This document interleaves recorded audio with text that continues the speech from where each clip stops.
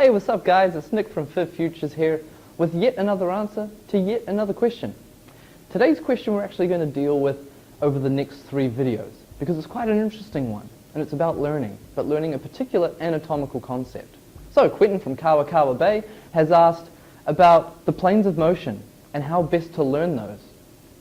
Now for those of you that are aware of the planes of motion, there is 3 of them, which is why we'll deal with those over 3 separate videos. Starting today. We'll deal with the sagittal plane first, but first I'll tell you why we're actually going to discuss this, or why it needs to be discussed. You see, typically you'll be provided with a graphic, and that graphic is of an individual standing in the anatomical position. And there is usually some imaginary planes of glass which are dissecting them at various sections of the body.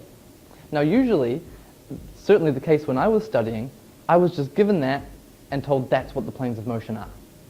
I thought, right, that is interesting because I can't make head or tail of the diagram. And then they'd say there's 3 planes of motion, they've got fancy names. Great, but what does it mean? And as a trainer, how can I apply it? So that's going to be the basis for the videos moving forward. So Quentin, to answer your question, buddy, there are 3 planes of motion. The first one is the sagittal plane. Now this particular plane of motion, I want you guys to picture yourselves in your nan's hallway. Okay, so it's tight, we're restricted for space. That means that we can move in a forward direction or an anterior direction. We can move backwards, but we can't perform any side-to-side or lateral movements because Nan has a lot of shelves in her hallway and there are lots of ornaments and other little knickknacks that she wouldn't want you to break. So if I was to throw the arms out, I can't do that, I'm restricted.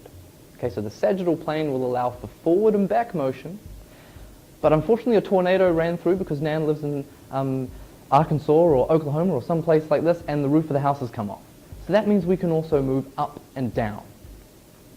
What does that mean from a movement perspective?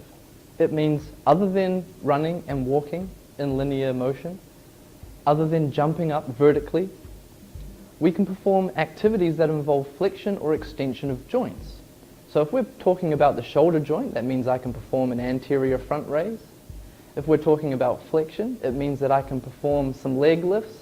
It means that I can perform things seated, such as leg extensions, leg curls, maybe a leg press. All these motions incorporate flexion and extension at various joints, which is typically sagittal plane applicable. So hopefully that's given you a bit of an indication about the sagittal plane and how we can actually incorporate it into training, but how we can also apply it because it's a theoretical concept, which is great, but we need to be able to use it because it's not all about the theory when we're with our clients. So guys, if you like that tip, there's plenty more where that came from. As I said, we'll continue with this in another video because there's 2 more planes to cover. Where can you find those videos? By clicking on the link and keeping an eye out for the notifications as to when they're going to arrive.